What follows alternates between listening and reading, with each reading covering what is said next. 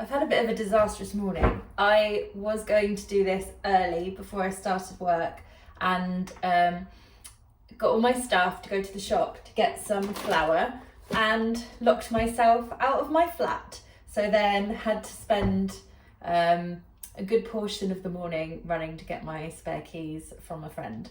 So now it's the evening time and I am going to show you this week how to make a really simple white loaf of bread. I would recommend doing this when you've got other stuff to do at home and you can then have a couple of hours in between where you do other things.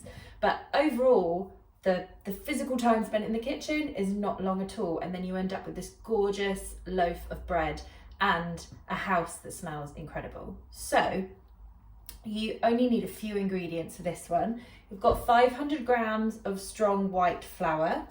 On one side of the bowl, I'm going to add 10 grams of just normal table salt.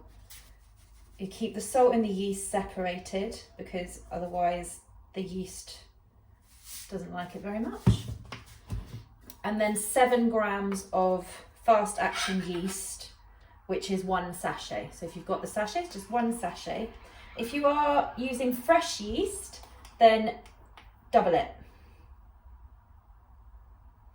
And then add a bit more for luck. So 2 and a bit times the fast action yeast.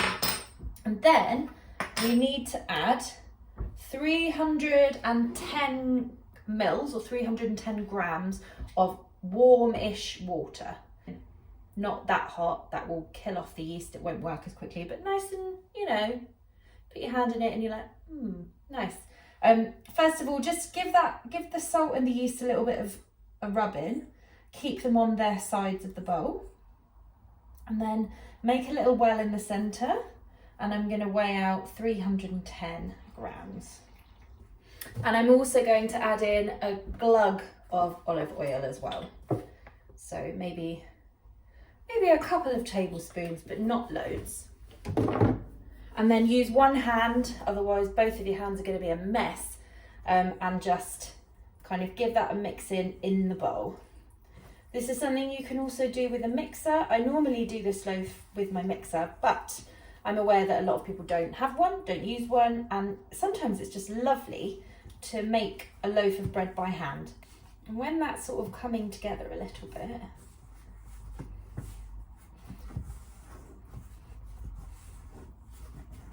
I also normally listen to music because then I can roughly time how long I'm needing this for. And have a little dance at the same time. That's coming together nicely now, so I'm just going to put it out on the work surface. We can add some flour, but there's quite a lot in the bowl here.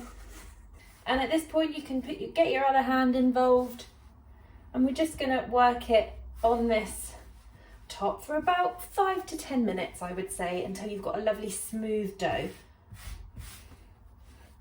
And it should just scrape off your fingers, and then it shouldn't really stick after a while. Try not to add too much additional flour on the work surface because your dough will soak it up and then it will just be really heavy. So try not to add any unless you absolutely need to, unless it's going to need some heavy duty machinery to get it off. Out. Move away from the wall. I've heard before, if you want to sell your house, you should make fresh bread when people come to view, because people cannot resist the smell of fresh bread, or cookies. And then you've got cookies for after they leave. So I'm going to put some flour down now, because that is soaked up all of that. And you take your heel, the heel of your palm, and push the dough out and then bring it back in. That's what you're doing to try and get the most stretch. The reason that we're kneading a loaf is because you're stretching all the gluten in the flour, and then it has more room to grow.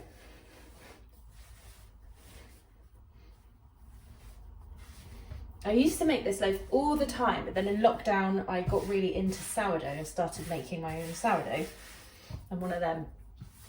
But I used to make this loaf all the time, and then all I do when it's done, I know that if you've got if you've got family living with you, you could just have a lovely fresh loaf of bread, but I can't be left alone with a whole lovely loaf of fresh bread. So I cut it into slices and freeze it and use it for toast. Because otherwise I wouldn't fit through the door. I would just constantly be making and eating loaves of bread. As long as it's moving, as long as you're stretching it, that's all you need to do. And it's getting a lot smoother now. We'll just keep going with it.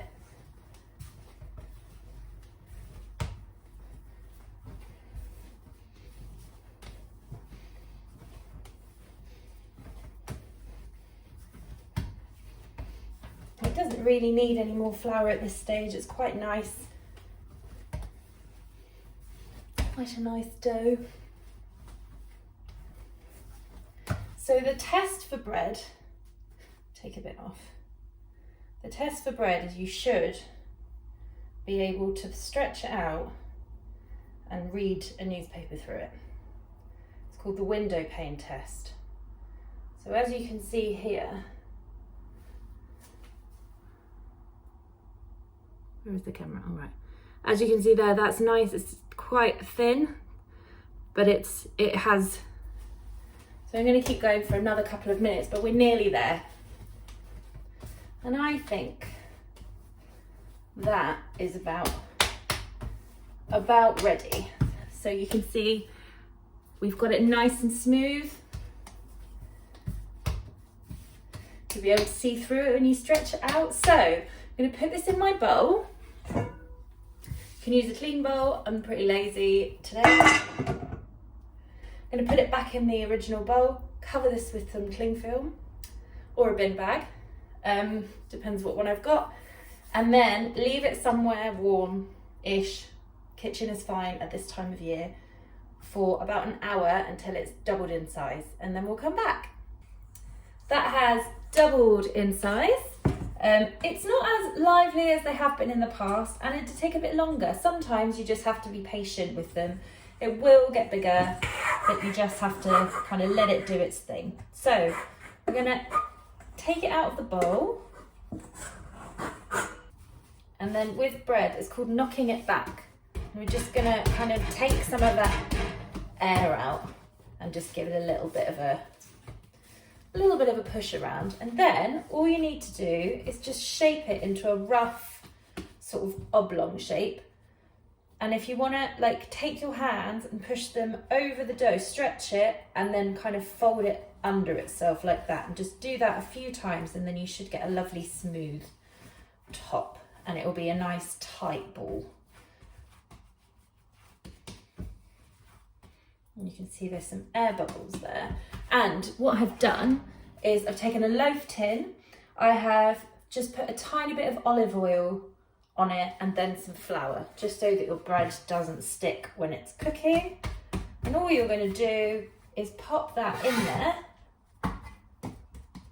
and put a clean tea towel over the top, and again leave it somewhere warm for about 45 minutes to an hour until it will start to rise up really quickly until it's kind of over the top. In about half an hour, preheat your oven to 220 degrees, so it's a hot oven for this one. So that has been sitting somewhere. I had to leave it for a bit longer than normal today. I don't know, sometimes loaves just take a little bit longer, but just be patient with them, they will rise. Try and keep them as warm as possible. So, that it's doubled in size and the oven is preheated, ready to go. Before you put your bread in the oven, boil a kettle and put a tray in the oven. I've just got the like massive oven tray that comes as part of my oven. And just before we put the loaf in the oven, we're also going to put boiling water in that pan. And what that does is create steam, and then the bread gets a really lovely crust to it. Bread ovens in bakeries have steam injectors in them, and most domestic ovens don't. So what you're doing by that is just creating steam, and then the bread is even tastier. So I'm going to go now, I'm going to put my water in the bottom, a freshly boiled kettle, and then this is going to go in on a medium shelf in the oven for 35-ish minutes. And when it comes out, it should be really lovely and brown. and you should be able to take it out of the pan and tap it on the bottom and it will sound hollow. Cheers. Whoa.